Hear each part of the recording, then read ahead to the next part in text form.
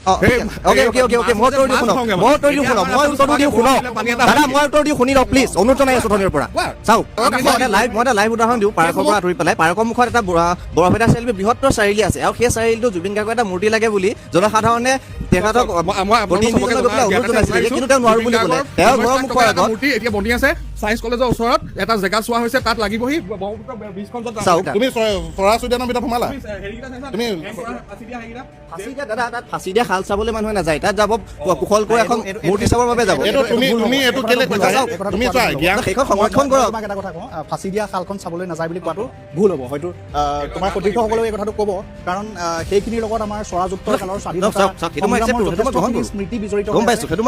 স্মাৰকখিনিক সন্মান জনোৱাটো আমাৰ প্ৰত্যেকৰে দায়িত্ব গতিকে সেইখিনি চাবলৈ নাযায় বুলি কোৱাটো কালি যেতিয়া পৱন খেৰা ডাঙৰীয়াই হিমন্ত বিশ্বৰ পত্নী ৰিণিকী ভূঞা শৰ্মা ডাঙৰীয়া যেতিয়া আপোনাৰ সেইখিনি দাঙি ধৰিলে আমাক সমাজ কংগ্ৰেছৰ সংস্কৃতিয়ে মানুহক নিন্দা কৰিবলৈ শিকোৱা নাই মানুহক তথ্য মানুহক ব্যক্তিগতভাৱে বিভেদ আনিবলৈ শিকোৱা নাই আমাক সন্মান কৰিবলৈ শিকাইছে আমি মানুহক ব্যক্তিগতভাৱে আক্ৰমণ কৰিবলৈ কংগ্ৰেছক শিকোৱা নাই। বৰ্তমান ইউথ যুৱ প্ৰজন্মই ভাৰতীয় জনতা পাৰ্টিক সমৰ্থন কৰিব যিহেতু এক নিকা নিযুক্তিকৰণ হৈছে। হিমন্ত বিশ্ব শৰ্মা ডাঙৰীয়াৰ নেতৃত্বত যেনেকৈ চৰকাৰখনে তেওঁলোকে মাত্ৰ কেৱল অসমত সাম্প্ৰদায়িকতাবাদৰ বিষয়বস্ত উন্নয়নৰ নামত তেওঁলোকৰ পত্নীৰ সম্পত্তি বৃদ্ধিকে ধৰি তেওঁলোকে বাক স্বাধীনতা ৰুদ্ধ কৰা এটা পৰিৱেশ সৃষ্টি কৰিছে। মাননীয় মুখ্যমন্ত্ৰী হিমন্ত বিশ্ব শৰ্মা এটা পানী টেংকি পানী এটা প্ৰকল্প উদ্বোধন কৰিবলৈ আহিছিলে এক ৰাতিৰ ভিতৰত মই মোৰ ঘৰ মালৱালী কুহুমজুগনীয়া গাঁৱত মই গৈছো ৰাস্তা নাই পিছদিনাখন ৰাতিপুৱা পাইছো ৰাস্তা হৈ আছে চমৎকাৰ বিজেপি চৰকাৰে এনেকুৱা চমৎকাৰ ৰাতিৰ ভিতৰত ৰাস্তা বনাই দিব পাৰে গৌৰৱ গগৈক লোকসভা নিৰ্বাচনত তেখেতক দিছিল যোৱাত সমষ্টিত আৰু ৰাইজে এক আশা লৈ তেখেতক জিকাই পঠাইছিল কিন্তু এই 2 বছৰত গৌৰৱ গগৈ জিকোৱা যি সপোন সেই সপোন কিন্তু মই শূন্যলৈ ৰূপান্তৰ হ'ল বুলি মই আজিৰ মঞ্চত পোনপ্ৰথম চাৰি ক'বলৈ বাধ্য হৈছোঁ। আমি এতিয়া যদি যোৰহাট সমষ্টিলৈ প্ৰথমতে চাওঁ তেতিয়া এফালে আমি দেখিবলৈ পাম আচলতে এজন অভিজ্ঞ তথা যোৰহাটৰ আদিম সমস্যাসমূহৰ সৈতে জড়িত হৈ থকা এজন ব্যক্তি আৰু তথা আনফালে যদি আমি দেখোঁ এজন নেশ্যনেলিষ্টভাৱে ভাল স্পীকাৰ তথা এজন প্ৰগতিশীল ব্যক্তি। গৌৰৱ গগৈ যোৰহাট লোকসভা সমষ্টিৰ পৰা সাংসদ হোৱা সময় মাত্ৰ 2 বছৰ হৈছে হয়নে? তাৰ আগত বিজেপি চৰকাৰ দিনত 5 বছৰকৈ তপন গগৈ ডাঙৰীয়া সাংসদ হৈ থাকিলে। 5 বছৰ কালত শাসন অৱস্থাত তেওঁ যেতিয়া 5 বছৰ সাংসদ হৈ আছিলে সেই সময়ত 5 বছৰত আমি 5 বাৰো চাগে যোৰহাট সমষ্টি ৰাইজে আমি দেখাই নাপালোঁ। গৰু গোৱাইনটো বেছি উন্নত মানদণ্ডৰ গৰু গোৱাইনটো বনাই অকণমান আগত সাংসদ গৰাকী বছৰত 5 কোটি 10 কোটি টকা ল'লে 10 কোটি টকা পালে তপন গগৈ 5 বছৰত 25 কোটি টকা কি কৰিলে? বহুত কাম কৰিলে বহুত কাম কৰিবলগীয়া বহুত কাম কৰিলে কি কৰিলে 5টা কাম কওকচোন 5 বছৰত 5টা কাম কওক। জল জীৱনৰ কথা যে কৈছে মই জল জীৱনৰ এটা উদাহৰণ দেখাই দিছোঁ মোবাইলৰ আগত চাই লওক। জল জীৱনৰ পানী ওলাই আছে মানুহে মূৰ ধুইছে তাত ফাকুৱাত আমাৰ গাঁও ঘৰ বা এটা সন্দেহ প্ৰকাশ কৰিছে যে বাই ইলেকশ্যন হ'ব যদি গৌৰৱ গগৈ যোৰহাটৰ পৰা বিজয়ী হয় বিধায়ক পদ ত্যাগ কৰি তেখেতে হয়তো সাংসদ পদক প্ৰাধান্য দিব ৰাষ্ট্ৰীয় ৰাজনীতিত থাকিব। কি ক'ব যোৰহাটৰ ৰাইজে নিশ্চয় ইয়াৰ উত্তৰ বিচাৰিব। সাংসদগৰাকীক সোধাত কিন্তু এই প্ৰশ্নৰ উত্তৰ এতিয়ালৈকে স্পষ্টকৈ তেখেতে দিয়া নাই দলেহে সিদ্ধান্ত ল'ব বুলি কৈছে কিন্তু যোৰহাটৰ ৰাইজক কিন্তু স্পষ্ট ৰূপত এই প্ৰশ্নটোৰ উত্তৰ লাগে। কৈছে গৌৰৱ গগৈ ডাঙৰীয়া 2 বছৰতো আমি জনাত MP ফাণ্ড 5 কোটি টকাকৈ আহে 10 কোটি টকাৰ তেওঁ কি কাম কৰিলে যোৰহাটত আমি শুনাত এই মাজুলীৰ ফালে গৰু গোহালি 2টা বনাইছিলে বুলি শুনিছিলোঁ দেই। নমস্কাৰ মই স্বপ্ননীল UNৰ এই বিশেষ অনুষ্ঠানটিলৈ আপোনালোক সকলোকে স্বাগতম জনাইছোঁ। সমাগত বিধানসভা নিৰ্বাচন এতিয়া ৰাজ্যত বলিছে নিৰ্বাচনৰ গৰম বতাহ আৰু সততে উচ্চাৰিত এটা শব্দ হৈছে জেনজি। সকলোৱে কৈছে এইবাৰ বিধানসভা নিৰ্বাচনত সমগ্ৰ ৰাজ্যত জেনজিয়ে এটা গুৰুত্বপূৰ্ণ ভূমিকা অৱলম্বন কৰিব। নতুন প্ৰজন্মৰ যথেষ্ট সংখ্যক ভোটাৰ আছে সেই ভোটাৰসকলে এইবাৰ নিৰ্ণয় কৰিব কোনে চৰকাৰ গঠন কৰিব কোনে লাভ কৰিব জনপ্ৰতিনিধি হোৱাৰ সুযোগ। আমি অসমৰ সাম্প্ৰতিক ৰাজনৈতিক পৰিস্থিতিৰ কথা পাতিম বিশেষভাৱে যোৰহাটত গুৰুত্ব আৰোপ কৰি। যোৰহাটত এতিয়া নিৰ্বাচনী যুঁজখন আকৰ্ষণীয় হৈ পৰিছে। অসমৰ এটা অন্যতম আকৰ্ষণীয় সমষ্টি হৈছে যোৰহাট সমষ্টি কাৰণ সন্মুখ সমৰত অসম প্ৰদেশ কংগ্ৰেছ কমিটিৰ সভাপতি গৌৰৱ গগৈ তেখেত বিৰোধী দলৰ উপদলপতি লোকসভাৰ সাংসদ আৰু অসমৰ এগৰাকী দিগ্গজ জ্যেষ্ঠ অভিজ্ঞ ৰাজনৈতিক নেতা হিতেন্দ্ৰ নাথ গোস্বামী প্ৰাক্তন বিধানসভাৰ অধ্যক্ষ বহুবাৰ তেখেত যোৰহাটৰ বিধায়ক হৈছে মন্ত্ৰিত্বও তেখেতে দায়িত্ব লাভ কৰিছে পূৰ্বে। গতিকে এইবাৰ নিৰ্বাচনী যুঁজখন যোৰহাটত যথেষ্ট আকৰ্ষণীয় হৈ উঠিছে আৰু এই বিষয়টো আলোচনা কৰিবলৈ আজি আমাৰ সৈতে উপস্থিত আছে শাসকীয় পক্ষৰ কেইজনমান যুৱ প্ৰতিনিধি বিৰোধী পক্ষৰ কেইজনমান যুৱ প্ৰতিনিধি আৰু লগতে নিৰপেক্ষ ভূমিকা নিৰপেক্ষ স্থিতিত থকা কেইজনমান যুৱ প্ৰতিনিধি। মই তেওঁলোকৰ সৈতে কথা পাতিম এক সুস্থ ৰাজনৈতিক ডিবেট আমি কৰিম অভদ্ৰামী অসভ্যালি চিঞৰ বাখৰ পৰিহাৰ কৰি যুক্তিৰে আমি বিশ্লেষণ কৰি চাম কোনে প্ৰকৃততে লাভ কৰিব লাগে ৰাইজৰ সমৰ্থন। মই প্ৰথমে বিৰোধী শিবিৰৰ এজন যুৱ প্ৰতিনিধিৰ ওচৰলৈ আহিছোঁ, স্বাগতম জনাইছোঁ অনুষ্ঠানলৈ। প্ৰথম প্ৰশ্ন, সমগ্ৰ অসমত কিয় কংগ্ৰেছ চৰকাৰ আহিব লাগে, যোৰহাটত কিয় গৌৰৱ গগৈ বিজয়ী হ'ব লাগে? কাৰণ বৰ্তমান ঢৌটো কিছু বিজেপিৰ পক্ষে দেখা দিছে, সেইটো নিতান্ত এটা সঁচা কথা, কিন্তু যুৱকসকলে কি ভাবে বা বিৰোধী পক্ষৰ সৈতে থকা যুৱ প্ৰতিনিধিসকলে কি ভাবে? কিয় অসমত কংগ্ৰেছ চৰকাৰ লাগে, কিয় যোৰহাটত গৌৰৱ গগৈক লাগে? পোনপ্ৰথমে ইউনিয়ন নিউজৰ কৰ্মকৰ্তা তথা আমাৰ ইয়াত উপস্থিত সকলোলৈকে আন্তৰিক শুভেচ্ছা ধন্যবাদ আৰু কৃতজ্ঞতা জ্ঞাপন কৰিছোঁ। সকলোৱে অৱগত যে আগন্তুক বিধানসভা নিৰ্বাচন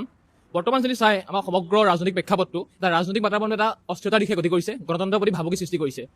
হিমন্ত বিশ্ব শৰ্মা ডাঙৰীয়াৰ নেতৃত্বত যেনেকৈ চৰকাৰখনে তেওঁলোকে মাত্ৰ কেৱল অসমত সাম্প্ৰদায়িকতাবাদৰ বিষবাস্প, উন্নয়নৰ নামত তেওঁলোকৰ পত্নীৰ সম্পত্তি বৃদ্ধিকে ধৰি তেওঁলোকে বাক স্বাধীনতা ৰুদ্ধ কৰা এটা পৰিৱেশ সৃষ্টি কৰিছে। আৰু সেই পৰিৱেশৰ বিৰুদ্ধে গৌৰৱ গগৈ ডাঙৰীয়াই অসমৰ প্ৰতিটো প্ৰজন্মক লগত লৈ এখন নতুন বৰ সংবিধানৰ পৰিকল্পনা কৰিছে, য'ত নেকি ভাৰতবৰ্ষৰ অসমৰ প্ৰতিজন লোকৰ অধিকাৰ থাকিব, প্ৰতিজন লোকে কথা কোৱাৰ অধিকাৰ থাকিব, সকলোৰে নিজৰ নিজৰ স্বাধীনতা অৱলম্বন কৰাৰ অধিকাৰ থাকিব। সেইসমূহ লগত লৈ তেওঁলোকে এখন বৰ সংবিধানৰ পৰিকল্পনা কৰিছে, য'ত নাথাকিব কোনো এজন মন্ত্ৰী বিধায়কৰ পত্নীৰ নামত সম্পত্তি নাথাকিব, কোনো এটা বিশেষ পৰিয়ালৰ পত্নীৰ নামত 12,000 বিঘা মাটি নাথাকিব। সেইসমূহৰ পৰিহাৰ কৰি এটা সুস্থ ৰাজনৈতিক বাতাবৰণ অসমখন নতুনভাৱে পৰিচালিত হ'ব। আমি যদি চাওঁ যোৰহাটৰ কথালৈ আহিলে যোৰহাটত এনেকুৱা এটা পৰিৱেশ দেখা যায়। আজি চাওক 1991 চনৰ পৰা সন্মানীয় বিধায়কজন বিধায়ক হৈ আছে। তেওঁ এতিয়াও কৈছে যে 25টা বছৰ তেওঁ শাসন কৰাৰ পাছত কৈছে যে যোৰহাটখনত আমি কৰিবলগীয়া বহুত আছে। এইসমূহ বস্তু 25 বছৰ শাসন কৰাৰ পাছত তেওঁ যোৰহাটখন জাকতজিলিকা কৰিব লাগিছিলে। কেৱল মাত্ৰ দুটামান ৰাস্তা, দুখনমান ফ্লাইঅভাৰ বনালেই নহ'ব। আমি যোৰহাটৰ যুৱ প্ৰজন্মই বা যোৰহাটৰ প্ৰতিজন সন্মানীয় সচেতন ৰাইজে সামগ্ৰিকভাৱে উন্নয়ন বিচাৰে। সেই উন্নয়ন থাকিব আপোনাৰ স্কুলৰ উন্নয়ন, সেই উন্নয়ন হ'ব ৰাস্তা, আপোনাৰ স্বাস্থ্যখণ্ডৰ উন্নয়ন, সেই উন্নয়ন শিক্ষাখণ্ডৰ উন্নয়ন, সেইসমূহ বিচাৰে। সেই উন্নয়নে আপোনাৰ যিসমূহ আমাৰ যোৰহাটত বৰ্তমান ড্ৰাগছৰ এখন ঘাটিৰূপে পৰিণত হৈছে, সেই ড্ৰাগছৰ ঘাটি নিচাসক্ত যোৰহাট নিবিচাৰে। নিচাসক্ত যোৰহাটৰ পৰিৱৰ্তে যোৰহাটৰ ৰাইজে এখন শান্তিপূৰ্ণ যোৰহাট বিচাৰে। আপুনি যদি চাই আজি আপোনালোকৰ নিউজত হয়তো বাজিছিলে কেইদিনমানৰ আগতে আমাৰ ভোগদৈ দলঙৰ কাষত কেইবাটাও মৃতদেহ ঘনাই ঘনাই উদ্ধাৰ হৈছিলে, সেইসমূহ আগতে নাছিলে। এটা পৰিৱেশ অৰাজক পৰিৱেশ সৃষ্টি হৈছে, চিৰণি চুৰ উৎপাদন মহিলাসকল ওলাব নোৱাৰা পৰিৱেশ হৈছে। সেইসমূহৰ পৰিৱৰ্তে প্ৰতিটো প্ৰজন্মক আগত লৈ শান্তিৰ এখন যোৰহাট বিচাৰে, আৰু সেই শান্তিৰ যোৰহাট প্ৰতিষ্ঠা কৰিবৰ বাবে গৌৰৱ গগৈৰ নেতৃত্বত আমাৰ অসমত সবল চৰকাৰ গঠন হ'ব আৰু যোৰহাটৰ পৰা তেখেতে বিপুল ভোটত জয়ী হৈ যাব। কংগ্ৰেছৰ যুৱ প্ৰতিনিধিগৰাকীয়ে বহুকেইটা গুৰুত্বপূৰ্ণ দিশ উল্লেখ কৰিছে। তেখেতৰ অভিযোগ যে যোৰহাটত ড্ৰাগছৰ অবাধ প্ৰচলন ঘটিছে, যোৰহাটৰ শিক্ষাখণ্ড, স্বাস্থ্যখণ্ডত হ'বলগীয়া ধৰণে উন্নয়ন হোৱা নাই। বৰ্তমানৰ বিধায়কগৰাকী ব্যৰ্থ হৈছে, যিগৰাকী বিধায়ক আগন্তুক বিধানসভা নিৰ্বাচনতো বিজেপিৰ প্ৰাৰ্থী। এতিয়া তেখেতৰ প্ৰত্যুত্তৰ শাসকীয় পক্ষৰ প্ৰতিনিধিসকলে কেনেধৰণে দিয়ে সেই কথা লক্ষণীয় হ'ব। ইতিমধ্যে আপুনি অভিযোগখিনি শুনিছে, যোৰহাটৰ শিক্ষাখণ্ড, স্বাস্থ্যখণ্ডত উন্নয়ন হোৱা নাই বুলি তেখেতে এটা অভিযোগ আনিছে। ড্ৰাগছৰ অবাধ প্ৰচলন, শাসকীয় চৰকাৰখনক তেখেতে দোষ দিছে যে চৰকাৰৰ দোষতেই যোৰহাটত ড্ৰাগছৰ অবাধ প্ৰচলন ঘটিছে। আৰু গৌৰৱ গগৈক যোৰহাটৰ প্ৰতিনিধি ৰূপে তেওঁলোকে বিচাৰিছে। আৰু এটা কথা উল্লেখ কৰিছে যে এনেকুৱা এগৰাকী প্ৰতিনিধি আমাক লাগে যাৰ পত্নীৰ নামত বিশাল সম্পত্তি নাই। কি ক'ব প্ৰত্যুত্তৰ? প্ৰথমতে মই সকলোলৈকে আজি ভাৰতীয় জনতা পাৰ্টীৰ প্ৰতিষ্ঠা দিৱসৰ শুভেচ্ছা জনাইছোঁ। প্ৰথমতে তেখেতলোকে যিখিনি কথা কৈছে তাৰ আগতে মই কওঁ যে এখন চৰকাৰ কিয় লাগে? চৰকাৰখন লাগিব উন্নয়নৰ কাৰণে, আৰু সেই উন্নয়ন ভাৰতীয় জনতা পাৰ্টীৰ চৰকাৰে, মিত্ৰজোঁটৰ চৰকাৰে কৰাটো মই সমগ্ৰ অসমৰ লগতে যোৰহাট জিলাতো দেখিবলৈ পাইছোঁ। উদাহৰণস্বৰূপে জাতি মাটি ভেটিৰ যি আমি শ্লোগান দি আমি আগবাঢ়িছিলোঁ, আজি সেই শ্লোগান কিন্তু আজি আমি সফলভাৱে ৰূপায়ণ হ'বলৈ আমি দেখিবলৈ পাইছোঁ। উদাহৰণস্বৰূপে আজি যি মাটিৰ পট্টাকৰণ কৰি তেওঁলোকক এক পৰিচয় দিবলৈ আমাৰ চৰকাৰ আজি সক্ষম হৈছে, এইটো এটা উদাহৰণ। যেতিয়া নিজৰ নামত যদি মাটিয়েই নাথাকে আৰু সেই মাটি নথকা মানুহখিনিকে যদি কংগ্ৰেছ চৰকাৰৰ দিনত ৰাজনীতি কৰি গৈ আছিলে, তেতিয়াহ'লে সেইখিনি কি কথা হৈ আছিলে? কিন্তু আজি তেওঁলোকে এটা পৰিচয় পাইছে, নিজৰ নামত তেওঁলোকে মাটিৰ গৰাকী হ'বলৈ পাইছে। দ্বিতীয়তে ৰাস্তা, উন্নয়নৰ একমাত্ৰ মৌলিক অধিকাৰ হৈছে ৰাস্তা, পথ। সমগ্ৰ অসমতে এই যোৱা 10 বছৰত যেনেদৰে ৰাস্তাৰ উন্নয়ন কৰি পেলালে, এইটো এক সপোনৰ যেন অনুভৱ হয়। আমিও ভবা নাছিলোঁ যে ভাৰতীয় জনতা পাৰ্টী আমাৰ চৰকাৰে ইমান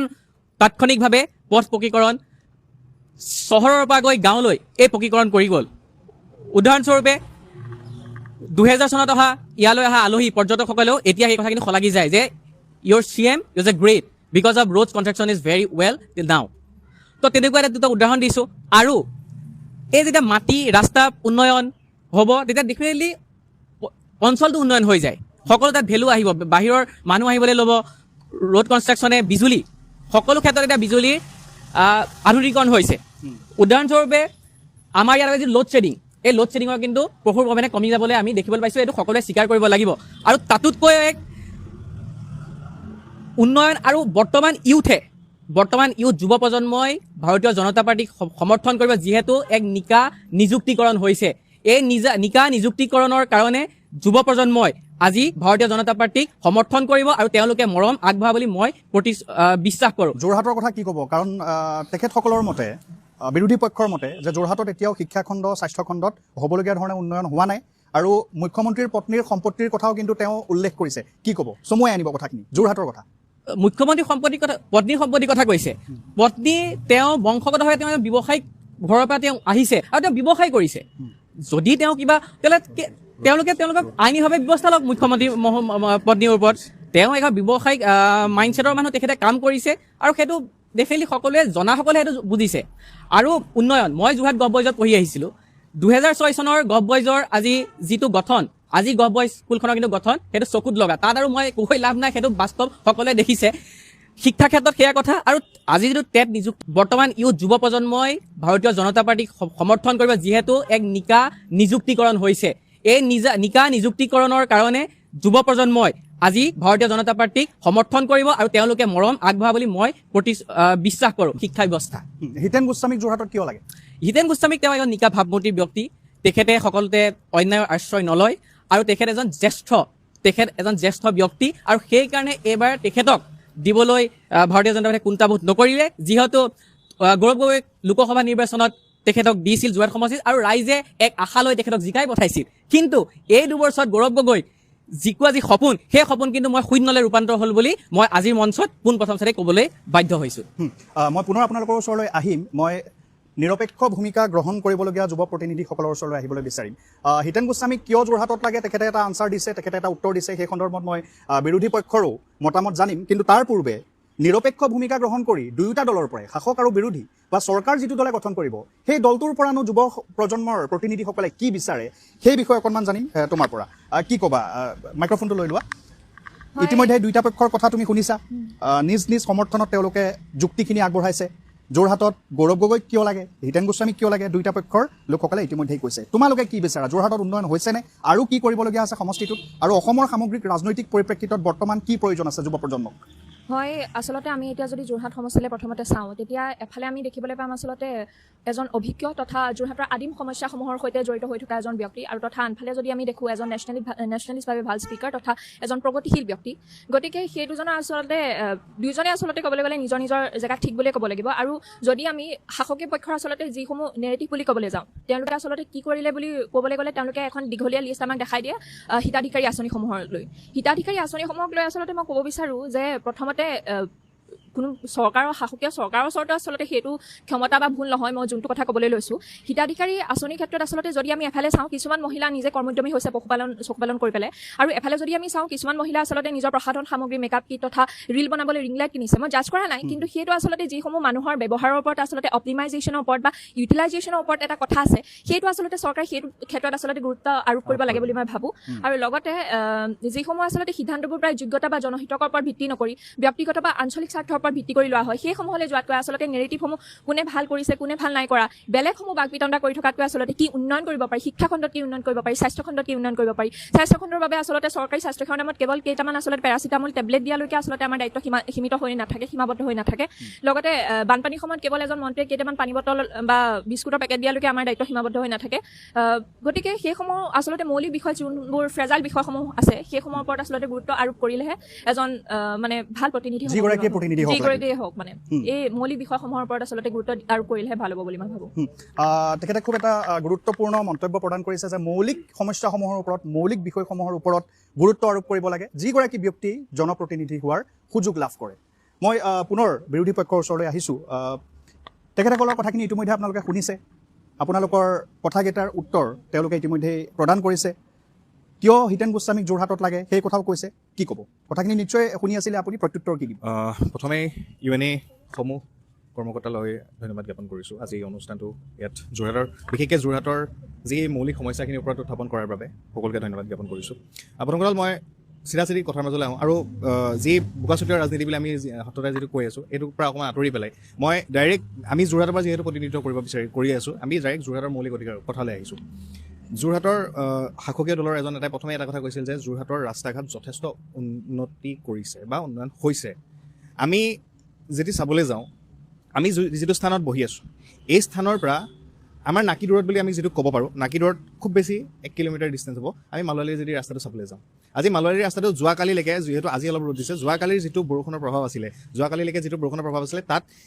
এজন মানুহে খোজকাঢ়ি যাব নোৱাৰা এটা পৰিৱেশ যোৱাকালিলৈকে হৈছে আৰু আজি কি হৈছে আজি ৰ'দ দিয়াৰ লগে লগে তাত ধূলিময় এটা পৰিৱেশ হৈছে মানুহে ৰাস্তালৈ ওলাব নোৱাৰা অৱস্থা সেইটো আমি সকলোৱে দেখিছোঁ বহুত দূৰ নহয় আমাৰ একদম নাকিদূৰত আমি বহি থকা স্থানৰ পৰা একেবাৰে নাকিদূৰত এইটো আজি যোৰহাটৰ উন্নয়নৰ ৰাস্তাৰ নমুনা সেইটো আমি চাওঁ বুলি ক'লে আমি যাব পাৰোঁ ছেকেণ্ড কথা কওঁ যিহেতু মই যোৰহাটৰ কথা পাতিবলৈ আহিছোঁ আটাইতকৈ ডাঙৰ হটস্পট তেওঁলোকে যোৰহাটৰ বিধায়কজনৰ কথা কৈছে যোৰহাটৰ তেওঁলোকে বিজেপি শাসনৰ বিধায়ক আৰু এজন আছে মৰিয়নী সেই মৰিয়নী যি সমষ্টিৰ যদি আমি বেকবোন বুলি ক'বলৈ যাওঁ যিটো মৰিয়নী সমষ্টিৰ বেকবোন যিটো মৰিয়নী সমষ্টিৰ ধুদৰালি সেই ধুদৰালিৰ আজি থতৈবচ অৱস্থা কি কৰিলে আমি বিচাৰিছোঁ কি কৰিলে তেওঁ ইমান বছৰে কি কৰি আছিলে তেওঁ কয় এজন এনেকুৱা বিধায়ক দেখিছোঁ যিজন বিধায়কে অকল তুলনি বিয়া সকাম খাই গোটেই তেওঁৰ সময় পাৰ কৰি দিলে তেওঁৰ উন্নয়নৰ নামত তেওঁ ঢাক ঢোল বজাব চেষ্টা কৰে বিজেপি চৰকাৰে আমুক কৰিছে মই যোৰহাটৰ সমস্যা এইটো কাৰণে ক'ব বিচাৰিছোঁ যে তেখেতলোকে কৈছে ৰাস্তা ঘাটৰ উন্নয়ন হৈছে ৰাস্তা ঘাট উন্নয়ন মই আপোনালোকক দুটা ৰাস্তা ইতিমধ্যে মই আপোনালোকক দেখাই দিছোঁ যে আমাৰ নাকিদূৰত আজি ৰাস্তাৰ অৱস্থা কি পৰ্যায়ত আছে সততে এটা অভিযোগ উত্থাপিত হৈছে শেহতীয়াকৈ যে বহু আশা কৰি গৌৰৱ গগৈয়ে লোকসভালৈ প্ৰেৰণ কৰিছিলে যোৰহাটৰ ৰাইজে ভোটদান কৰি বৃহৎ ব্যৱধানত জয়ী হৈছিলে গৌৰৱ গগৈ কিন্তু সেই অনুপাতে তেখেতে যোৰহাট সমষ্টিটোৰ বাবে যিমানখিনি উন্নয়ন কৰিব লাগে কৰিব পৰা নাই বা একেবাৰেই কৰিব পৰা নাই বুলি শাসক পক্ষই কৈছে গতিকে এই যিখিনি সমস্যা আছিলে খোৱাপানীৰ সমস্যা হওক ৰাস্তা ঘাটৰ সমস্যা হওক গৌৰৱ গগৈৰো কিছু কৰণীয় আছিলে সাংসদ ৰূপে তেখেতে ক'ৰবাত নহয় ক'ৰবাত ব্যৰ্থ হ'ল নেকি আৰু সেই প্ৰভাৱ আগন্তুক বিধানসভা নিৰ্বাচনত পৰিব নেকি কি ক'ব নিশ্চয়কৈ গৌৰৱ গগৈ যোৰহাট লোকসভা সমষ্টিৰ পৰা সাংসদ হোৱা সময় মাত্ৰ 2 বছৰ হৈছে হয়নে তাৰ আগত বিজেপি চৰকাৰ দিনত 5 বছৰকৈ তপন গগৈ ডাঙৰীয়া সাংসদ হৈ থাকিলে 5 বছৰ কালত শাসন অৱস্থাত তেওঁ যেতিয়া 5 বছৰ সাংসদ হৈ আছিলে সেই সময়ত 5 বছৰত আমি 5 বাৰো চাগে যোৰহাট সমষ্টিৰ ৰাইজে আমি দেখাই নাপালোঁ ঠিক আছে তেওঁ ঠিক আছে মই মানি লৈছোঁ গৌৰৱ গগৈয়ে 2 বছৰত কি কৰিলে বুলি আপুনি প্ৰশ্ন কৰিছে গৌৰৱ গগৈয়ে এই 2 বছৰত আপুনি যিটো পানীৰ কথা মূল উত্থাপন কৰিছে জল জীৱন মিছনৰ কথা কৈছে জল জীৱন মিছনটো আজি বিজেপি চৰকাৰে কি অৱস্থালৈ লৈ গ'ল আৰু জল জীৱন মিছনৰ কাৰণে গৌৰৱ গগৈ সদায় মাত মাতি আহিছে সদায় প্ৰত্যেকটো তেওঁলোকৰ লোকসভা অধিৱেশনত তেওঁ প্ৰত্যেকবাৰেই মাত মাতি আহিছে আৰু জল জীৱন মিছনত যি দুৰ্নীতি কৰিলে আমাৰ যোৰহাটতো চাব নোৱাৰা অৱস্থা দুৰ্নীতি কৰিলে আজিও আমি যদি চাবলৈ যাওঁ সেই আপোনাৰ কাকজান বাগানৰ ইমান আপোনাৰ প্ৰায় 70-80 কোটি টকীয়া এটা প্ৰজেক্ট আজি জহি খহি শেষ হৈ গৈছে আজি অলপ দিনৰ আগতে বনাই মেলি হৈ গ'ল ফুটুকাৰ ফেন টেপকেইটা আছে ফুলদানি নিচিনা সজাই থৈ দিছে তাত পানী নামত এটোপালো নাই কিন্তু সেই পানীৰ প্ৰজেক্ট কি হ'ল আজি কিয় পানী নোলালে কাৰ পকেটত সোমালে সেই ধন ষ্ট্ৰাকচাৰটো বনোৱাটো ঠিকেই বনালে কিন্তু পানী কি হ'ল পানী পালেনে ৰাইজে জল জীৱন মিছনৰ পানী আজি যোৰহাটৰ এনেকুৱা এটা জেগা কওক বোলে এইটো জেগাতে জল জীৱনৰ পানী ওলাইছে জল জীৱনৰ পানী আজিলৈকে আমি ওলোৱা ক'তো দেখা নাপালোঁ ছেকেণ্ড কথা যোৰহাটৰ জল জীৱন মিছনৰ অধীনত যিমানখিনি প্ৰজেক্ট বনিলে তাৰ চাগে 99% প্ৰজেক্টে ফ্লপ পানী নাই পোৱা বুলি আপুনি ক'ব বিচাৰে পানী পোৱাই নাই মানুহৰ ঘৰত টেপটো আছে টেপটো যদি আছে পাইপডাল নাই কাৰোবাৰ ঘৰত পাইপো আছে টেপো আছে আপোনাৰ তেওঁলোকৰ প্ৰজেক্ট নচলে মোৰ ঘৰৰ কথা কৈছোঁ মোৰ ঘৰৰ সন্মুখত জল জীৱন মিছনৰ পাইপ পুতিছিলে মই আপোনালোকক যদি প্ৰয়োজন হয় মই দেখাম ৰাইজক মই দেখাবলৈ বাধ্য হ'ম জল জীৱন মিছনৰ মোৰ ঘৰত পাইপ পুতিছিলে আজি সেই পাইপ আজি প্ৰায় এসপ্তাহৰ আগত উঠাই পেলাই ৰাস্তাৰ পৰা উঠাই পেলাই ছাইডত পেলাই দিলে পানী নোলোৱাৰ কাৰণে ক'লে যে জাম হ'ল যাৰ কাৰণে পাইপখিনি উলিয়াই পেলাই দিব লগা হ'ল আকৌ তেওঁলোকে এইটো কেতিয়া কৰিব মই আকৌ আহিম আপোনাৰ ওচৰলৈ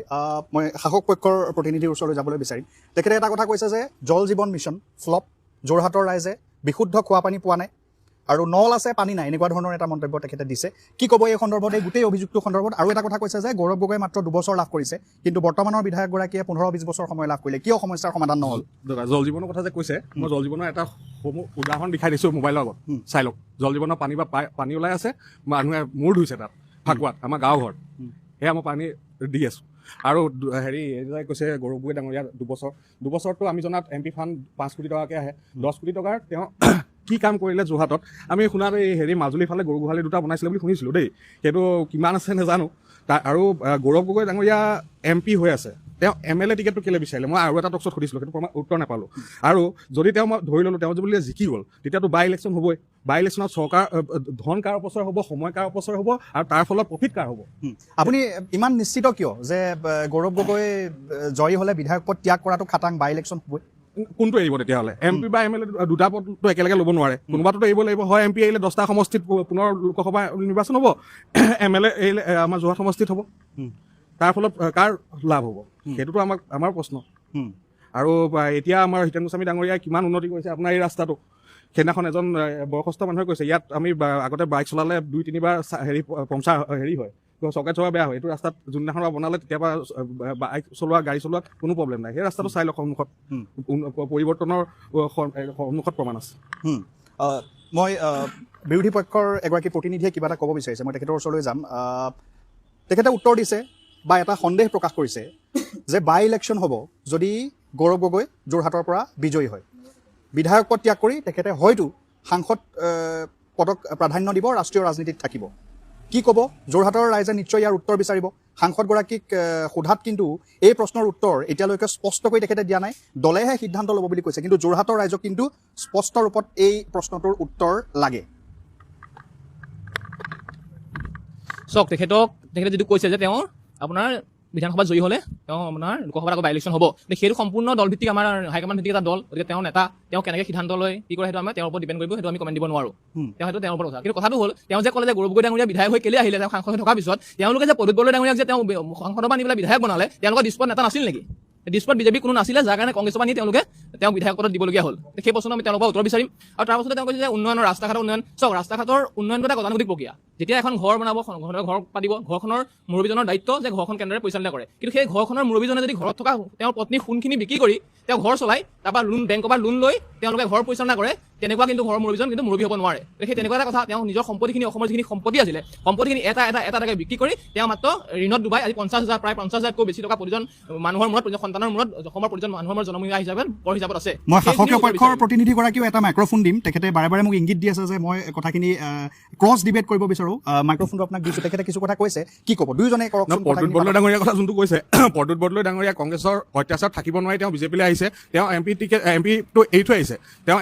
এমএলএ খেলিছে তাৰপিছত তেওঁতো হেৰি দুটা মানে কংগ্ৰেছতে থাকি কংগ্ৰেছৰ পৰাই আকৌ এমএলএ বিচৰা নাই নহয় তেওঁতো সাংসদ হৈ আছিলে সাংসদটো এৰি দিলে ন তেওঁ ৰিজাইন কৰি আহিছে ডিস্পত নেতা নাছিল নেকি ডিস্পত নেতাৰ কথা নহয় দাদা আপোনালোকৰ এনেকুৱা এটা অৱস্থা হৈছে যিটো দিছপুৰত নেতা নাই আগদিনাখন এজন বিজেপিলৈ গৈছে পিছদিনাখন তেওঁ টিকট দিছে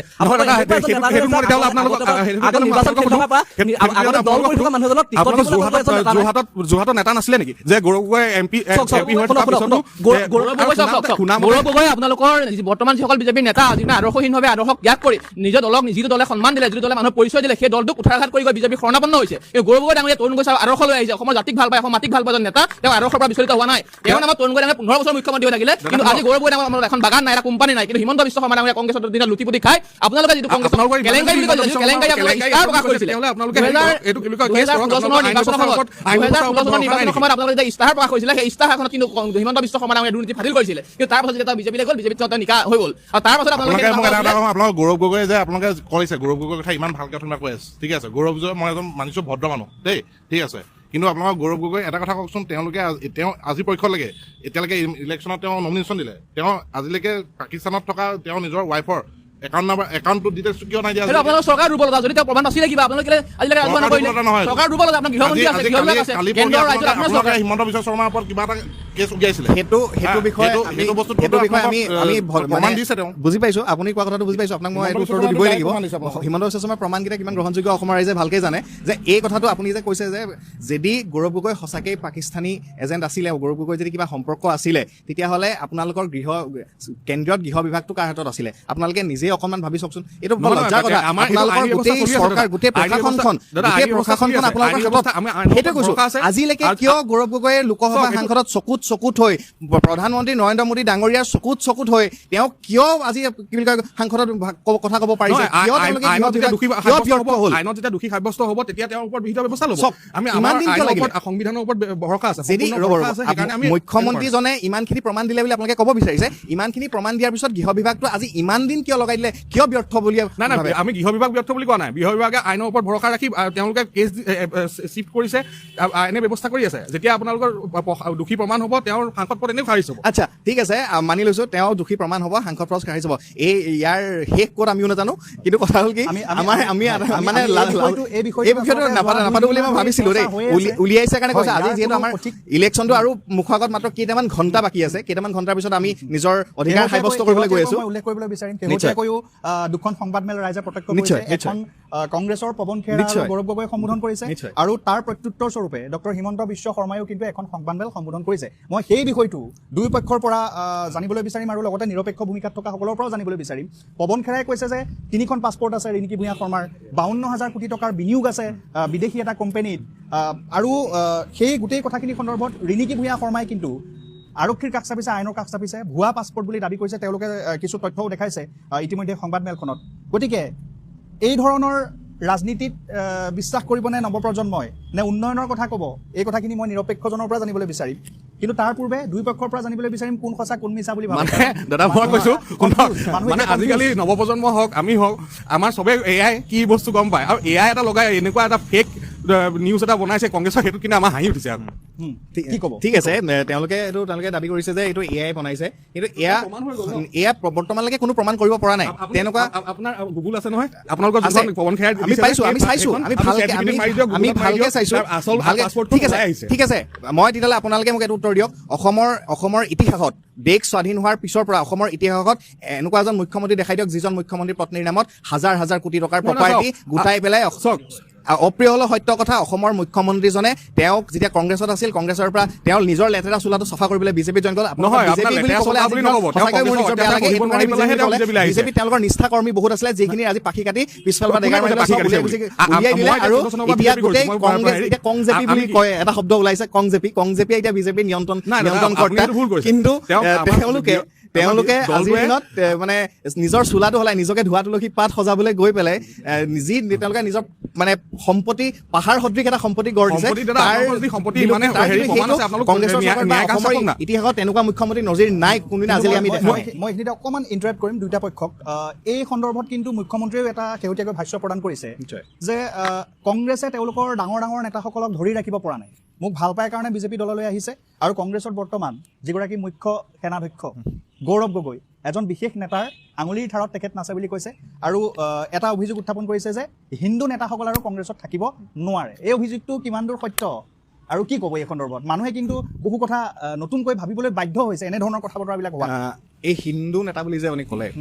মই অস্বাৰ্থত ক'বলৈ গ'লে বুজি পাইছো যোৰহাটখন এখন উচ্চ শিক্ষিত নগৰী শৈক্ষিক নগৰী বুলি আমি মানো আমাৰ এই যোৰহাটত হিন্দু মুছলিমৰ ৰাজনীতিটোৱে বৰকে স্থান নিদিয়াটোৱে ভাল নেকি যিহেতু যোৰহাটৰ পৰা এটা অসমৰ প্ৰত্যেকটো চুকৰ পৰাই যোৰহাটক কিন্তু নটিচ কৰে যিহেতু যোৰহাটখন এখন শৈক্ষিক নগৰী হয় শিক্ষিত নগৰী হয় আমি যোৰহাটত ইয়াত আপুনি হয়তো নাজানে কোন হিন্দু কোন মুছলিম আমি হয়তো কোনো নাজানো এই যে হিন্দু মুছলিমৰ ৰাজনীতিটো দাদা আপোনালোকৰ কেণ্ডিডেটৰ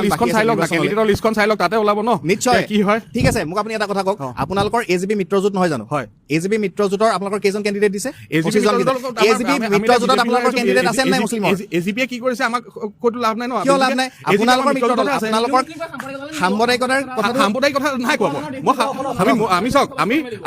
আমি সাম্প্ৰদায়িকতা ৰাজনীতি নকৰো আমি যোনখিনি বাংলাদেশৰ পৰা আহিছে সেইখিনি হিন্দু মুছলিমৰ আপোনালোকে হিন্দু মুছলিমৰ কথা কৈ সাম্প্ৰদায়িকতা নিদিব যিখন শংকৰাজানৰ দেশ বুলি কয় সেই শংকৰাজানৰ দেশত আপোনালোকে সাম্প্ৰদায়িকতাৰ বিষয়ে প্ৰশ্ন নানিব আমি নাই কৰা আপোনালোকে উলিয়ালে আমি কৈছো আমাৰ খিলঞ্জীয়া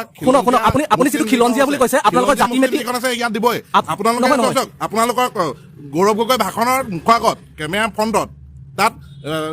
বাংলাদেশ জিন্দাবাদ চিঞৰিছিল আমাৰ কি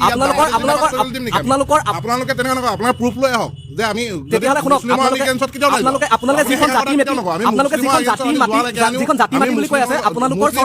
আপোনালোকৰ চৰকাৰে যিখন চৰকাৰে আপোনালোকৰ এজন বহিৰাগত গতাই দিছে কি আমাৰ অসমত এজন মানুহ নাই খেলিবৰ কাৰণে নাই ঠিক আছে আপোনালোকে এটা কথা উত্তৰ দিয়ক আপোনালোক আমি এখন যোৰহাটৰ বাসিন্দা আমি মুছলমান বিৰোধী নহয় ঠিক আছে আমি আমাৰ মৰ্চা কেইখন আছে আপোনালোকে চাগে আমি অসমীয়া কথা কৈ আছো আমাৰ মাইনৰিটি মৰ্চাও আছে তাত আমাৰ বহুত মুছলিম ভাই ঠিক আছে আমি অসমীয়া কথা কওক অসমত থকা কওক অসমীয়া তেতিয়া বাহিৰৰ মানুহ বিহাৰী এজন আহি পেলাই কেনেকৈ লাগে প্ৰথম আপোনালোকে যিখিনি বিজয় গুপ্তা কেনেকৈ আহিলে বিজয় গুপ্তা ইয়াত জন্ম তেওঁ আমাৰ দলৰ প্ৰতি ত্যাগ আছে তেওঁক দলে টিকেট দিছে সেইটোত আপোনালোকৰ লগত কি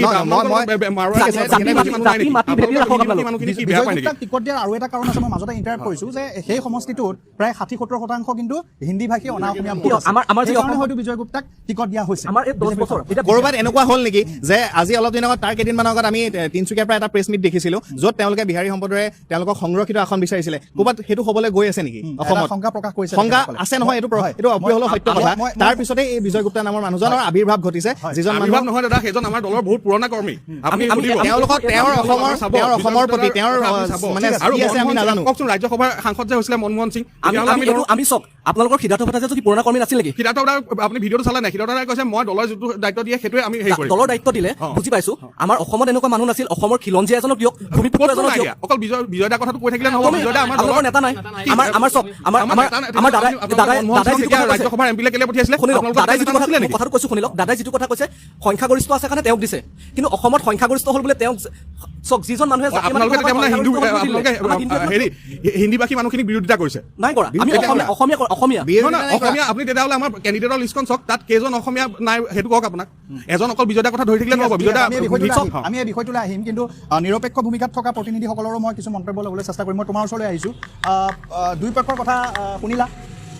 হিন্দু মুছলিমৰ এটা প্ৰসংগ আহিছে বৰ্তমান ৰাজনীতিত যিটো হৈ আছে সেইটো এটা অপ্ৰিয় সত্য অসমীয়া অনা অসমীয়াৰ কথা আহিছে দুই পক্ষৰ কেণ্ডিডেট লিষ্টৰ কথা আহিছে কি ভাবা তোমাৰ মন্তব্য কি প্ৰথম কথা হ'ল বৰ্তমান সময়ত আমি বোকাচিতীয়াৰ ৰাজনীতি খুব দেখিবলৈ পোৱা গৈছে আৰু দ্বিতীয়তে ক'ব বিচাৰিছোঁ শাসকীয় পক্ষলৈও কৈছোঁ আগৰ কংগ্ৰেছ চৰকাৰৰ বিৰোধী পক্ষলৈও কৈছোঁ আৰু তেওঁলোকে এসময়ত 15 বছৰ দিন ধৰি তেওঁ চৰকাৰ কৰিছিলে কংগ্ৰেছ দলেও আৰু আমি তেতিয়া দেখিবলৈ পাইছোঁ যে অসম চুক্তিৰ যি 6 নং দফা সেই 6 নং দফা ৰূপায়ণৰ ক্ষেত্ৰত কিন্তু কোনো এটা পক্ষই গুৰুত্ব নিদিলে আজি বিজেপি অসমীয়াত্ব ৰক্ষাৰ ক্ষেত্ৰত এই বিষয়টো কিন্তু যথেষ্ট গুৰুত্বপূৰ্ণ যি দলেই শাসনলৈ আহক এই অসম চুক্তিৰ বিষয়টো কিন্তু কেৱল মাত্ৰ নিৰ্বাচনী প্ৰচাৰৰ ক্ষেত্ৰত ব্যৱহাৰ কৰে আজি যদি বিজেপি চৰকাৰৰ আপুনি শাসকীয় পক্ষ চৰকাৰ যদি মন কৰোঁ কেৱল মাত্ৰ এটা আশা দি থৈ গ'ল যে অসম চুক্তি ৰূপায়ণ কৰিম আজি পৰ্যন্ত কিন্তু অসম চুক্তি 6 নং দফা ৰূপায়ণ হোৱা নাই আৰু তাৰ পৰিপ্ৰেক্ষিতত যদি মন কৰোঁ এতিয়া কংগ্ৰেছ চৰকাৰৰ কংগ্ৰেছৰ যি বিৰোধী দলৰ মেনিফেষ্টত কিন্তু এতিয়া পৰ্যন্ত আমি অসম চুক্তি 6 নং দফা ৰূপায়ণ কৰা কিন্তু মেনিফেষ্ট দেখা নাই আৰু তাৰ পৰিপ্ৰেক্ষিতত যদি মন কৰোঁ আমি যদি অসম চুক্তিখন ৰূপায়ণ নকৰোঁ ইয়াত আমি হিন্দু মুছলিমৰ যি ৰাজনীতি বহিৰাগত কোন আমাৰ খিলঞ্জীয়া কোন এইসমূহ কিন্তু আমি ইয়াত সংজ্ঞা বিচাৰি থাকিলে লাভ নাই আৰু খিলঞ্জীয়া যদি কোন বুলি আমি এটা প্ৰশ্ন কৰোঁ কিছু ক'ব ব্ৰহ্মপুত্ৰ উপত্যকা বৰাক উপত্যকাৰ দুই কাষে থকা মানুহখিনিয়ে খিলঞ্জীয়া কিন্তু আমাৰ এটা স্পষ্ট কথা একদম এইটো এটা স্পষ্ট কৰি দিব বিচাৰিছোঁ অসম চুক্তি 6 নং দফা ৰূপায়ণ নোহোৱা পৰ্যন্ত আমি কোন খিলঞ্জীয়া কোন বহিৰাগত আমি ক'ব নোৱাৰোঁ এতিয়া কথাটো প্ৰসংগত আহিছে যেতিয়া মই কৈছোঁ আপুনি যদি মধ্য গুৱাহাটীৰ যিটো সমষ্টিৰ কথা কৈছে আপোনাৰ বিজয় গুপ্তা ডাঙৰীয়া প্ৰথম কথাটো হ'ল তাত কৈছে যে সাম্প্ৰদায়িকতাৰ কথা কৈছে যে তাত বিহাৰী সম্প্ৰদায়ৰ লোক বেছি আছে বাবে তাতে বিজয় গুপ্তাক প্ৰাৰ্থিত্ব প্ৰদান কৰিছে এইটো কথা স্পষ্ট যে কেৱল মাত্ৰ সাম্প্ৰদায়িকতাৰ ওপৰত ভিত্তি কৰি প্ৰাৰ্থী প্ৰদান কৰাটো আমি নিবিচাৰোঁ আমি উন্নয়ন কোনে কৰিছে আমি উন্নয়ন কিদৰে কৰিব পৰা হয় তেওঁ তাৰ ওপৰত ভিত্তি কৰি আমি এজন প্ৰাৰ্থী বিচাৰোঁ ইয়াত লাগিলে আমি অনা অসমীয়াৰ কথা আমি এইটো কথা ক'ম যে অসম চুক্তি ৰূপায়ণ নোহোৱালৈকে অনা অসমীয়া কোন সেইটো কথা ইয়াত ক'ব নোৱাৰিব নিৰ্ধাৰণ নহয় তোমাৰ ওচৰলৈ আহিছোঁ কি ক'বা গোটেই বিষয়টো সন্দৰ্ভত অসম চুক্তিৰ কথা আহিছে হিন্দু মুছলিমৰ ৰাজনীতিৰ কথা আহিছে তাক লৈ তৰ্কও হৈছে দুই পক্ষৰ মাজত অনা অসমীয়া খিলঞ্জীয়াৰ প্ৰসংগ আহিছে এই গোটেই বিষয়টোত কি ভাবা নিৰপেক্ষ দৃষ্টিভংগীৰে ক'বা কথাখিনি হয় আচলতে শাসকীয় পক্ষ বা বিৰোধী পক্ষৰ ফালৰ পৰা দুইফালৰ পৰাই যদি কওঁ আচলতে এতিয়া যোনখিনি বহিৰাগত মানুহ আছে উচ্ছেদ হৈছিলে মাজতে উচ্ছেদৰ কথা যদি আমি কওঁ উচ্ছেদ হৈছে ভাল হৈছে কিন্তু উচ্ছেদ কৰা মানুহৰো আচলতে যোনখিনি মানুহৰ যিখিনি তেওঁলোকৰ ওচৰত কাগজ পাতি আছে বুলিও আমাক আচলতে তেওঁলোকে কৈছিলে আৰু কাগজ পাতিসমূহ দেখুৱাইছে আৰু সেই কাগজ পাতিসমূহ দেখুৱাৰো আচলতে নিশ্চয়ভাৱে এটা প্ৰক্ৰিয়া আছে কাগজ পাতিসমূহ উলিওৱাৰো বনোৱাৰো গতিকে সেইটো আচলতে বুজাব বিচাৰোঁ আৰু সেই যোনখিনি কাগজ পাতি উলিয়াইছিলে বনাইছিলে সেইসমূহ আচলতে বনোৱা মানুহসকল এতিয়াও আচলতে কৰ্মধীন হৈ আছে কৰ্মগত অৱস্থাত আছে গতিকে সেইটো আচলতে প্ৰসংগৰ আওতালৈ আনিব লাগে বুলি মই ভাবোঁ আৰু লগতে আচলতে হিন্দু মুছলমান কৰি থকাতকৈ মই আগতেই যোনখিনি কৈছিলোঁ যোনখিনি মৌলিক বিষয় সেইসমূহৰ ওপৰত আচলতে গুৰুত্ব দিলেহে আমি এখন ভাল চৰকাৰ লাভ কৰিব পাৰিম বুলি মই ভাবোঁ যে এই প্ৰসংগত আহিছে যেতিয়া উচ্ছেদ কৰাসকল যিখিনি প্ৰত্যেকটো মাহে আমি ছ'চিয়েল মিডিয়াত বা সামাজিক মাধ্যমত দেখোঁ যে প্ৰত্যেক মাহে উচ্ছেদ কৰা আমি দেখিবলৈ পাওঁ উচ্ছেদ কৰাসকল কেনি গৈছে আমাক সেইটোতো এতিয়ালৈকে উপযুক্ত প্ৰমাণ পোৱা নাই। উচ্ছেদক লৈ কিন্তু অসমৰ খিলঞ্জীয়াসকল কিছু পৰিমাণে সুখী, কাৰণ আমিও সুখী। বহু ক্ষেত্ৰত বহিৰাগত বহু মানুহে বহু ভূমি অধিগ্ৰহণ কৰি ৰাখিছিলে, সেই ভূমিখিনি কিন্তু মুকলি হোৱাত, সত্ৰৰ ভূমি বেদখল মুক্ত হোৱাত কিন্তু সাধাৰণ ৰাইজ কিছু সুখী হোৱা দেখা গৈছে। এইটো নুই কৰিব নোৱাৰি। কিন্তু তাৰ পৰিপ্ৰেক্ষিতত মন কৰিলে দুই পক্ষৰ পৰাই জানিবলৈ বিচাৰিম, বিৰোধী আৰু শাসক। উচ্ছেদকাৰীসকল কেনি গৈছে? অসমৰ ভিতৰতে আছে, সেই কথাটো আমি বিচাৰিছোঁ। অবৈধ যিখন বেদখল আছে সেই বেদখলকাৰীৰ পক্ষত আমিও নাই, তেওঁলোকে বেদখল মুক্ত কৰিব লাগে। কিন্তু সেই যিসকলক বেদখল মুক্ত কৰিছে, সেই বেদখলীকৃত কৰা ব্যক্তিসকল ক'লৈ গৈছে? তেওঁলোকে কিমান বিদেশী বিতৰণ কৰিলে? তেওঁলোকে কৈছে বিদেশী আমি বেদখল মুক্ত কৰিছোঁ, সেইসকলক নি পেলাই বেলেগ ঠাইত সংস্থাপন দি কেৱল মাত্ৰ ৰাজনৈতিক লাভালাভৰ বাবে বিনাশ বিচাৰত আমি বিচৰা নাই। তেওঁলোকক ক'লৈ পঠিয়াইছে, কিমানজন বিদেশী বিতৰণ কৰিলে, সেইসমূহ কিন্তু তথ্য ৰাইজক দিয়াৰ প্ৰয়োজন আছিল। আজি যদি ইয়াত থকা মানুহখিনিক ঘৰ ভাঙি বেলেগ ঠাইলৈ সংস্থাপন কৰি আকৌ ইলেকশ্যন আহিব, নিৰ্বাচন আহিব, সেইখিনি ভাঙি এচিড থবলৈ যায়, তেনেকুৱা বেদখল আমি বিচৰা নাই। যদি প্ৰকৃত বিদেশী আছে, আজি 10টা বছৰ শাসন কৰিলে বিজেপিয়ে, তেওঁ কিয় কৰিব নোৱাৰিলে? আজি কিয় 5 বছৰ কথা কয়? সৰ্বানন্দ সোণোৱাল ডাঙৰীয়া কথা কিনি তেওঁ চৰকাৰৰ ক্ষেত্ৰত বিফলতা নেকি? হিমন্ত বিশ্ব শৰ্মা ডাঙৰীয়াই কয় 5 বছৰ উন্নয়নৰ কথা, 10 বছৰ কৰা নাছিলে নে বিজেপিয়ে? নে সৰ্বানন্দ সোণোৱাল বেলেগ আছিলে, হিমন্ত বিশ্ব বেলেগ? নে কংগ্ৰেছী চৰকাৰৰ কাৰণে তেওঁলোকে হিমন্ত বিশ্বৰ কথা কয়? সৰ্বানন্দ সোণোৱাল ডাঙৰীয়াৰ কথা নকয়? সৰ্বানন্দ সোণোৱাল ডাঙৰীয়াক বেগফুটত ৰাখি পেলাই তেওঁৰ দিনসমূহত কেংকাৰী কথা কয়, 21 চনৰ পৰা মুক্ত বুলি দুৰ্নীতি মুক্ত বুলি কয়, 16 চনৰ পৰা 21 চনৰ মাজলৈকে বিজেপিয়ে দুৰ্নীতি কৰিছিলে নেকি? সৰ্বানন্দ সোণোৱালে দুৰ্নীতি কৰিছিলে নেকি? যাৰ কাৰণে সৰ্বানন্দ সোণোৱাল আজি তেওঁ সাংগু পাংগুখিনি যিসকল তেওঁৰ অনুগামী আছিলে সেইসকলক টিকটৰ পৰা বঞ্চিত কৰি কেৱল মাত্ৰ হিমন্ত বিশ্ব শৰ্মাৰ বাহিনীক কংগ্ৰেছৰ পৰা আনি টিকট দিলে, যাৰ কাৰণে নেকি যাৰ ভৰিত ধৰি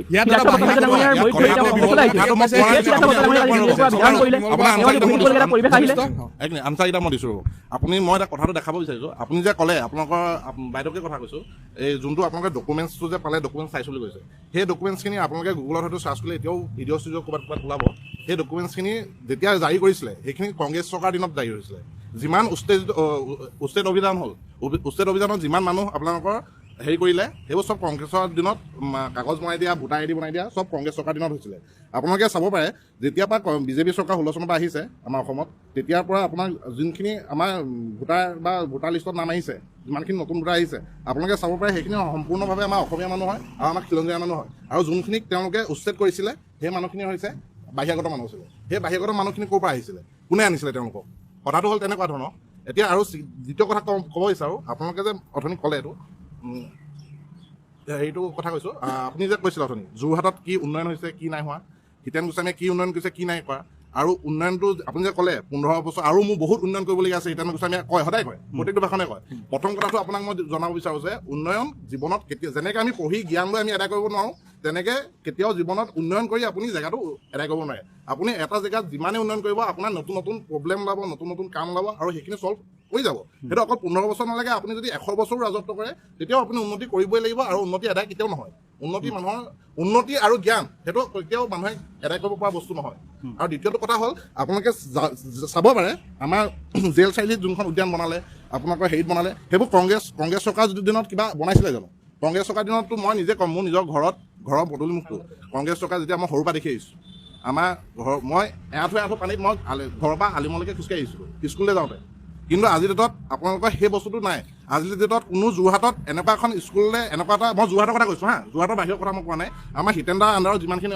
যিটো এৰিয়া পৰে মই সেই এৰিয়াটোৰ কথা কৈছোঁ। মালৱাইলটো কাৰ এৰিয়া আছিলে? এক মিনিট, পাৰ্টিকালি মই এটা এৰিয়াৰ কথা কৈ আছোঁ, হিতেন্দাৰ এৰিয়াটোৰ কথা কৈ আছোঁ। আপুনি হিতেন্দাৰ এৰিয়াটোত আপুনি চাই ল'ব পাৰে, এতিয়া আগতে মালৱাইলটো ডেৰগাঁও সমষ্টি গৈছিলে, এতিয়া তিয়হ সমষ্টিত পৰে হা, আপুনি চাই ল'ব পাৰে হয়তো নাজানে যদি। আৰু ছেকেণ্ড কথা হ'ল হিতেন্দাৰ এগেইনষ্টত আপোনালোকে তেনেকৈ ভুৱা প্ৰচাৰ নুলিয়াব। হিতেন্দাৰ এলেকাটোত আপোনালোকে হয়তো চিনি নাপায় যদি মই আপোনালোকক দেখাই দিব পাৰোঁ, পূব যোৰহাট মণ্ডল,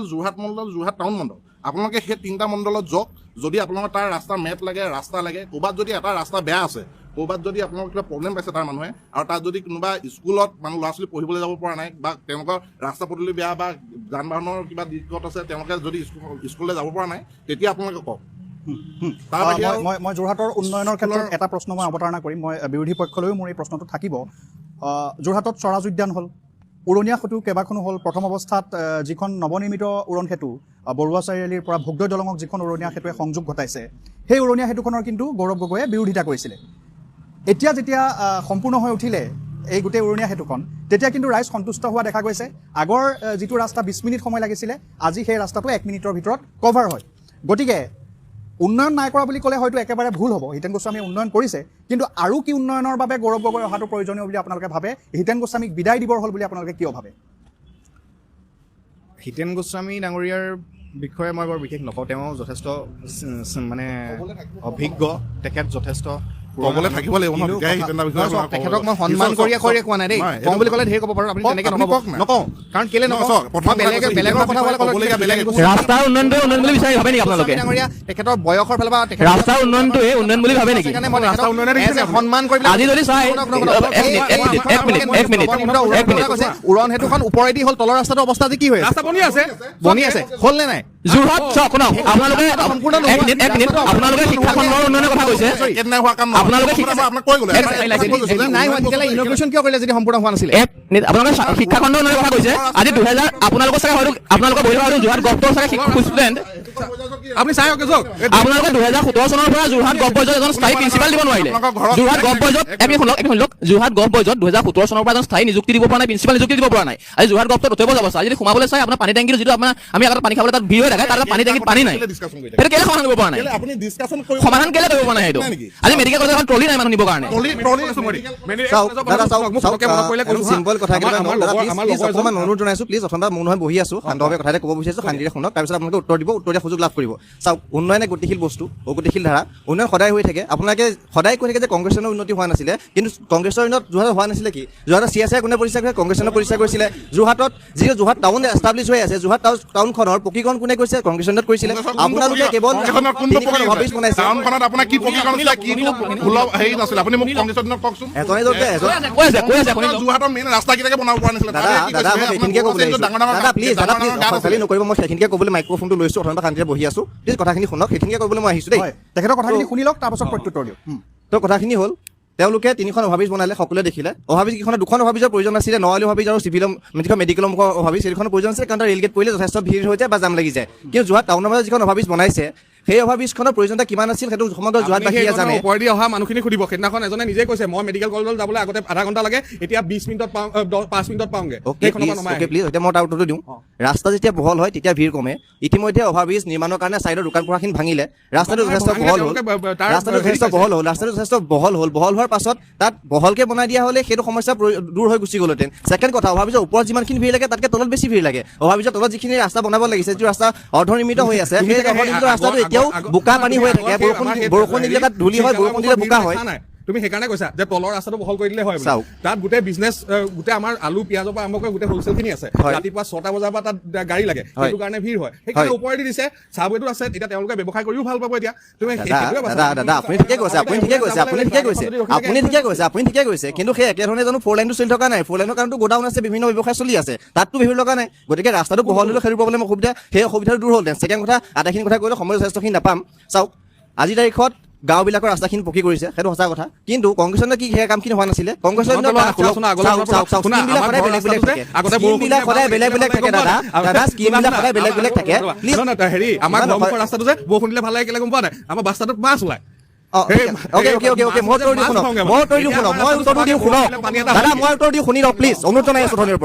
চাওক মোৰ পাছৰ যিখন গাঁও আছে নৱমা গাঁও বুলি কয় তাত এজন বিধায়ক আছিলে ভৱেন্দ্ৰনাথ ভঁৰালী বুলি এতিয়া তাত ভোট দিব পৰা অৱস্থা আজি 10 বছৰ তেওঁ শাসন কৰিলে তাৰ পূৰ্বে কংগ্ৰেছনে শিলগুটি পেলাইছিলে সেই শিলগুটিয়ে চলি থাকিলে আজিলৈকে আৰু এতিয়া সেই শিলগুটি নোহোৱা হ'ল আৰু স্কিমবিলাক সদায় বেলেগ বেলেগ থাকে সকলোৱে জানে প্ৰথমতে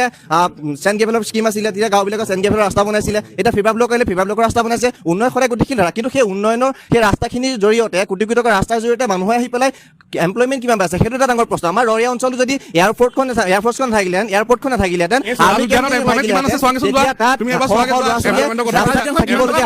স্বৰাজ উদ্যানখনত প্ৰায় 1 লাখ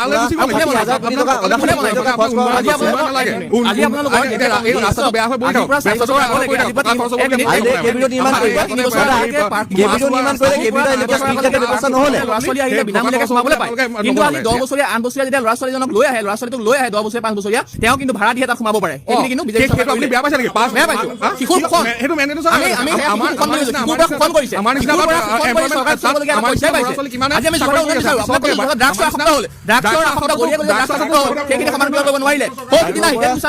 কাষতে এগৰাকী যুৱতী ধৰ্ষণ হ'ল কিন্তু হিতেন গোস্বামী ডাঙৰীয়াই তেওঁ ক'লে কি তেওঁ যে হেৰি নহয় আপোনাক মই গমেই নাপাওঁ এজন ভদ্ৰ নম্ৰ অমায়িক হ'লে তেওঁ উন্নয়ন কৰা নুবুজায় তেওঁ সামগ্ৰিকভাৱে উন্নয়ন কৰিব লাগিব শান্তি বিস্তৃতি দিব লাগিব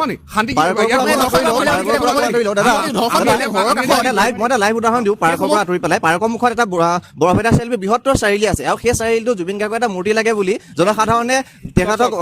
অনুৰোধ জনাইছিলে কিন্তু তেওঁ নোৱাৰো বুলি ক'লে তেওঁৰ ঘৰৰ মুখৰ আগত মূৰ্তি এতিয়া বনি আছে চায়েন্স কলেজৰ ওচৰত এটা জেগা চোৱা হৈছে তাত লাগিবহি ব্ৰহ্মপুত্ৰ ব্ৰীজখন চাওক জনসাধাৰণে যিটো বিচাৰে সেইটো দিব লাগে কোনজন জনপ্ৰতিনিধিয়ে তাত বিচৰা নাছিলে জনসাধাৰণে বিচাৰিছে তেওঁ ঘৰৰ ওচৰত বৃহত্তৰ বৰপেটা অঞ্চল বুলি কয় সেই গোটেই অঞ্চলটো পঞ্চায়ত আছে আৰু প্ৰায় মিউনিচিপাল এৰিয়া চাগে পৰে তাত সেই জনসাধাৰণে বিচাৰিছিলে বৰপেটা চাৰিআলি এটা মূৰ্তি লাগে সেইটো কৰি দিব নোৱাৰিলে মেডিকেল কলেজখনৰ অৱস্থা সকলোৱে জানে মেডিকেল কলেজখনৰ হুইল চেয়াৰ আদি কৰি বিভিন্ন সুবিধা আছে তাৰ ল'ৰা ছোৱালীয়ে মোক ৰিপৰ্ট কৰে মেডিকেললৈ গ'লে দাদা চাওক মেডিকেল কলেজত অক্সিজেন পাইপ ফাটি পৰি আছে মেডিকেল কলেজৰ টয়লেটৰ অৱস্থা সেয়া গতিকে সেইবোৰ মেইনটেনেঞ্চৰ দায়িত্ব আছিলে সেইসমূহ কোনে পালন কৰিব তোমাক তুমি যোনটো ক'লা যে হিতেন্দাৰ জুবিনদাৰ প্ৰতিমূৰ্তি এটা তোমাৰ চাৰিআলিটোত লাগে সেই চাৰিআলিটোত তোমাৰ প্ৰথম কথা হ'ল সেই জেগাখন যোনখন তোমাৰ স্বৰাজ উদ্যানখন সেইখন আছে স্বদেশী এখন আমাৰ যোনখন শ্বহীদ হৈছিলে অসম আন্দোলনত যোনখিনি আমাৰ শ্বহীদ হৈছিলে সংগ্ৰহ কৰিলোঁ সেইখন শ্বহীদসকলৰ স্মৃতি ৰাখিছে মানে তাত কোনো শ্বহীদৰ মূৰ্তিয়ে নাই তাত কি আছে এখন মূৰ্তি ক'ত আছে দাদা দেখা নাই তুমি স্বৰাজ উদ্যানৰ ভিতৰত সোমালা তুমি দাদা তাত ফাঁচি দিয়া শাল চাবলৈ মানুহে নাযায় তাত যাব কুশল কৰি এখন মূৰ্তি চাবৰ বাবে যাব সেইখন সংৰক্ষণ কৰক এটা কথা কওঁ ফাঁচি দিয়া শালখন চাবলৈ নাযায় বুলি কোৱাটো ভুল হ'ব হয়তো তোমাৰ সতীৰ্থসকলেও এই কথাটো ক'ব কাৰণ সেইখিনিৰ লগত আমাৰ স্বৰাজোত্তৰ কালৰ স্বাধীনতা স্মৃতি বিজড়িত স্মাৰকখিনিক সন্মান জনোৱাটো আমাৰ প্ৰত্যেকৰে দায়িত্ব গতিকে সেইখিনি চাবলৈ নাযায় বুলি কোৱাটো কিন্তু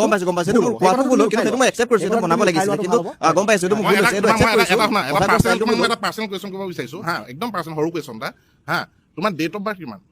মই তাৰপিছত আমাৰ এটা কথা ক'ম মানে সেইখিনি কৈছোঁ তোমাৰ ডেট অফ বাৰ্থটো কিমান হয় 18 ফেব্ৰুৱাৰী 2005 18 ফেব্ৰুৱাৰী 2005 তো তুমি তেতিয়াহ'লে কংগ্ৰেছৰ শাসন একোৱে দেখা নাই তুমি কংগ্ৰেছৰ শাসন কেনেকুৱা আছিলে কি আছিলে তুমি একো নাজানা সেইটো শুনা সেইটো নহয় সেইটো কাৰণে মই সেই তোমাৰ আনচাৰটো আহি আছো তোমাৰ বৰ্তমানৰ কথালৈকে আহি আছো তুমি অতীতটো চোৱা তুমি যেতিয়া অতীতটো নাজানা অতীত নাজানিলে তুমি ভৱিষ্যতৰ কথা তুমি কেতিয়াও ভাবিব নোৱাৰা তোমাৰ বৰ্তমানটো আন্ধাৰ কেলেংকাৰী কথা নহয় দাদা আমি আপোনালোকৰ প্ৰতিনিধি আছে চাৰটা কেলেংকাৰী পৰা লুইবাৰ কেলেংকাৰী কথা নাপাতো আমি যোৰহাটৰ কথা পাতিবলৈ আহিছো দেই আমি যোৰহাটৰ কথা পাতিবলৈ আহিছো বোকাচুতীয়া ৰাজনীতি মই আনচাৰটো কাৰণ এইটো কাৰণে কৈছো ঠিক আছে আমি ৰাকেশ পালৰ ৰাকেশ পাল জেলত ৰাকেশ পালক বহুৱাইছিলে কোনে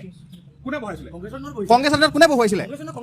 কংগ্ৰেছ চৰকাৰ পাইছিলে সেইটো সময়ত বিত্ত বিভাগটো কাৰ হাতত আছিলে সেইটো সময়ত বিত্ত বিভাগটো কাৰ হাতত আছিলে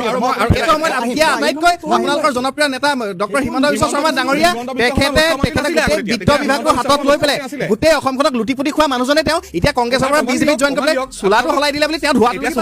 অসমে মনত ৰাখিছে কথা আৰু শুনক সামৰিব মই একদম শেষত কৈছো মই মানে এইবিলাক কথা যোৰহাটৰ মৌলিক সমস্যাৰ কথা আমি উত্থাপন কৰিম বুলি ভাবিছিলো যোৰহাটক আমাক কি পালো আৰু কি লাগে কিন্তু কথাটো ওলাইছে কাৰণে কৈছো যে চক শ্বহীদ কিন্তু আমি আজিৰ দিনত অকল আমি 855 জন শ্বহীদৰ কথা যিহেতু আমি সেই আহোম আন্দোলনৰ সময়ত আমি নাছিলো এইখন অসমত তাৰপিছত আমি জন্ম হৈছো হয়তো ঠিক আছে কিন্তু তাৰপিছত আমি সেই কথাখিনি পঢ়িবলৈ পাইছো বাকী আমি জ্যেষ্ঠসকলৰ পৰা শুনিছো কিন্তু গৈছো যথেষ্ট পৰিলে কিন্তু আমি তাৰ লগত আমি আৰু 5 জন শ্বহীদৰ কেঁচা তেজৰ গোন্ধ কিন্তু আজিও অসমৰ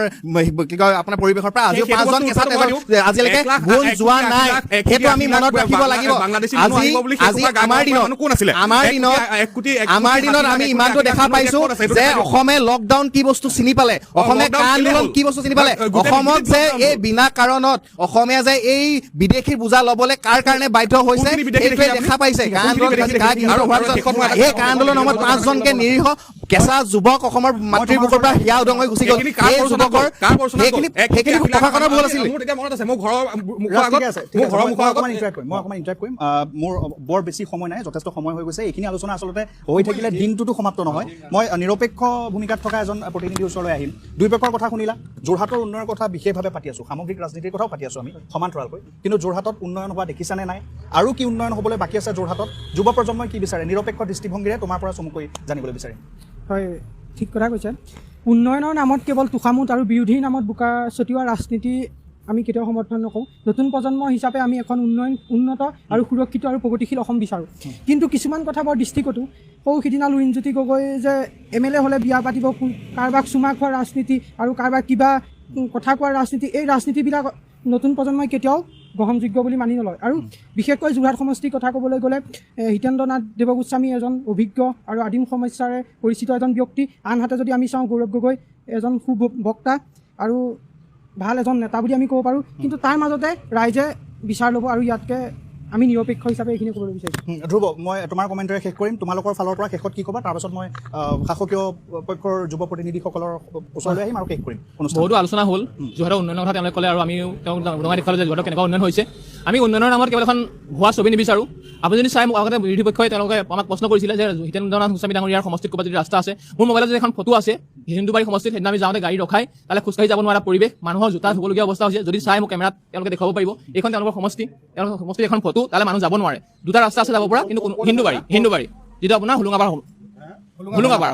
তাৰ এইটো ৰাস্তাৰ অৱস্থা তাৰোপৰি কথাটো হ'ল কি আজি আপোনাৰ যদি চাই কালি যেতিয়া পৱন খেৰ ডাঙৰীয়াই ৰিণিকী ভূঞা শৰ্মা ডাঙৰীয়াৰ পাছপৰ্টসমূহ দাখিল কৰিলে সেই পাছপৰ্টসমূহ এক মিনিট প্লিজ কালি যেতিয়া পৱন খেৰ ডাঙৰীয়াই হিমন্ত বিশ্বৰ পত্নী ৰিণিকী ভূঞা শৰ্মা ডাঙৰীয়া যেতিয়া আপোনাৰ সেইখিনি দাঙি ধৰিলে আমাক কংগ্ৰেছৰ সংস্কৃতিয়ে মানুহক নিন্দা কৰিবলৈ শিকোৱা নাই মানুহক শিকোৱা নাই তথ্য